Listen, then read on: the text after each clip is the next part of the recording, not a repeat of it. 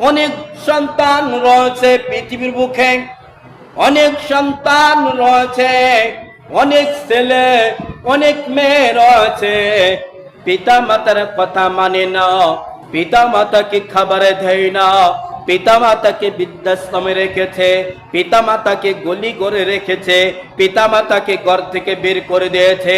অনেক সন্তান পিতা মাতার কত অবহেলা করে, অনেক সন্তান পিতা মাতাকে হেতুচ্ছ করে, অনেক সন্তান পিতা মাতাকে তার প্রতি বোঝা মনে করে।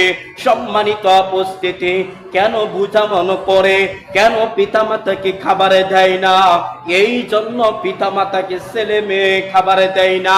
ওই ছেলের ভিতরে, ওই ছেলের সিনার ভিতরে, ওই ছেলের বুকে আল্লাহর কুরআনুল কারীম নাই, ওই মেয়ের বুকে আল্লাহর কুরআনুল কারীম নাই।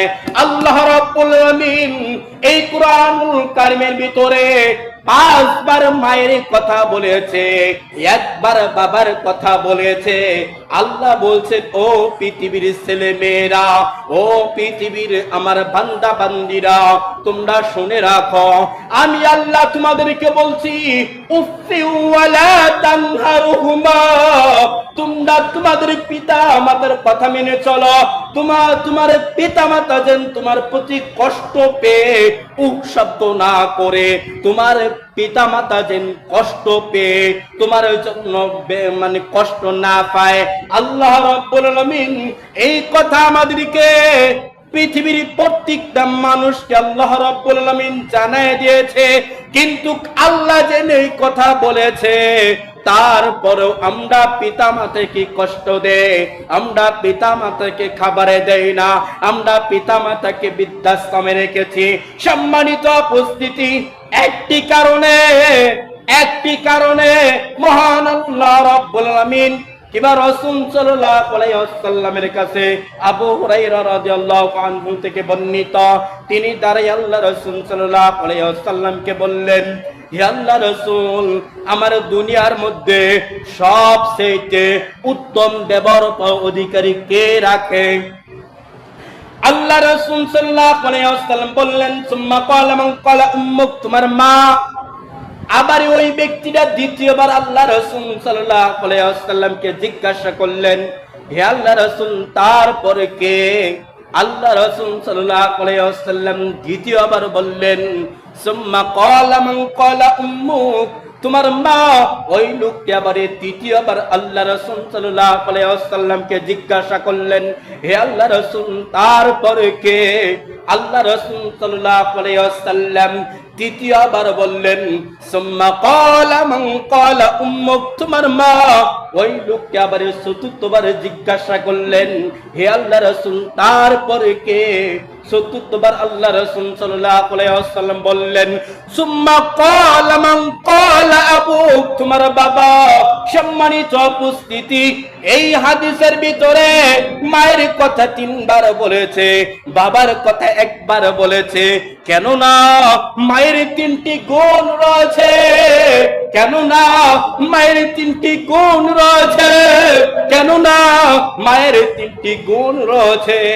এই জন্য আল্লাহর হাবিব মুহাম্মদ সাল্লাল্লাহু আলাইহি ওয়াসাল্লাম একই হাদিসের ভিতরে, একই আয়াতের ভিতরে, একই হাদিসের ভিতরে আল্লাহ রাসূল সাল্লাল্লাহু আলাইহি ওয়াসাল্লাম মায়ের কথা 3 বার বললেন, আর বাবার কথা 1 বার বললেন।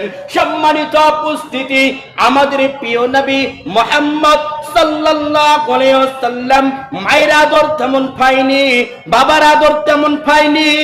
তারপরেও আমাদের নবী মুহাম্মদ সাল্লাল্লাহু আলাইহি ওয়াসাল্লাম মায়ের কষ্ট বুঝছে, বাবার কষ্ট বুঝছে।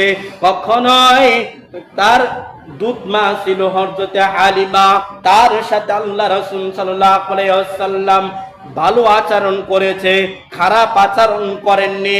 সম্মানিত উপস্থিতি, লক্ষ্য করুন ভাইরা আমার, লক্ষ্য করুন যুবক ভাইরা।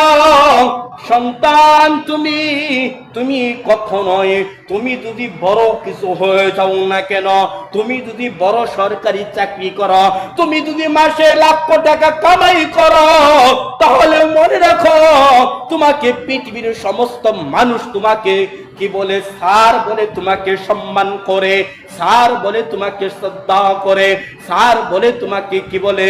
তোমার তার নিজের চেয়ারটা ছেড়ে তোমার জন্য দিয়ে দেয়। কিন্তু মনে রাখো সন্তানেরা, ও ছেলে মেয়েরা, মনে রাখো পিতা মাতার কাছে কখনোই তুমি বড় হইতে পারো না। এই দুনিয়ার মানুষ, এই দুনিয়ার মানুষ, এই শহীদপুরের মানুষ, এই গাজীপুরের মানুষ, এই বাংলাদেশের মানুষ পিতা মাতাকে বলে যায়, কিন্তু পিতা মাতা সন্তানকে বলে না। কথা ঠিক কিনা? পিতা মাতা কখনো সন্তানকে বলে? কখনোই বলে না। সম্মানিত উপস্থিতি, যদি সন্তান পিতা মাতাকে তাড়িয়ে দেয়, তারপরেও ওই পিতা মাতার সন্তানের জন্য আল্লাহর নিকটে হাত তুলে, আল্লাহ গো, আমার সন্তান বাড়ি থেকে তাড়িয়ে দিয়েছে, আমার সন্তান বাড়ি থেকে বের করে দিল, আল্লাহ তুমি আমার সন্তানকে ভালো রেখো, এতে আমার দুঃখ নাই।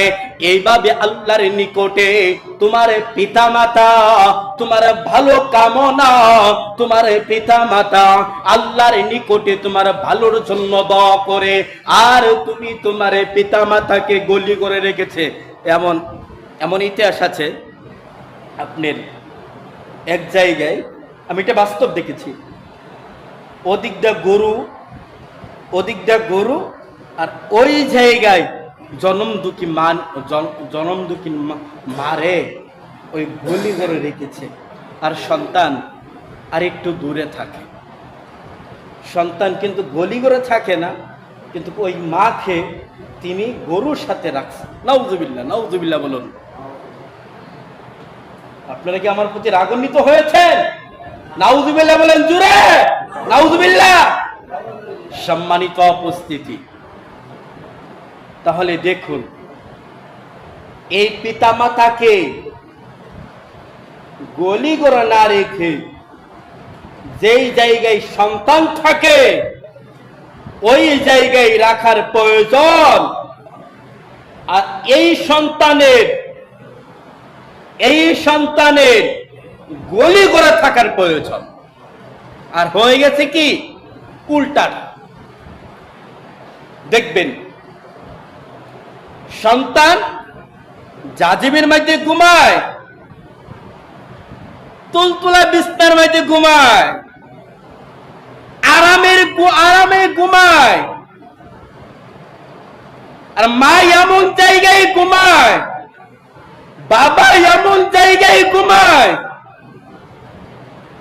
ওইখানে তো আপনার একটি তোষক বিছাই দিবে তো দূরের কথা, ওই জায়গায় শুধু একটি চাদর আর একটি কম্বল বিছাই দিয়েছে।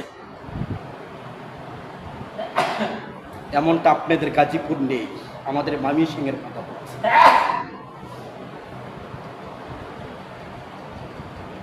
আর মূল কথা হচ্ছে এইসব কেন হচ্ছে? এই জন্য হচ্ছে আমরা ছোটবেলা আমাদের সন্তানকে আদর্শ শিক্ষা দিয়েছি না। আমার সন্তানকে যেন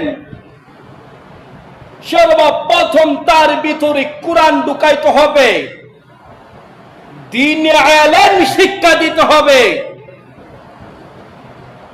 এটা না করে দেখবেন অধিকাংশ ছেলে, আমি বলবো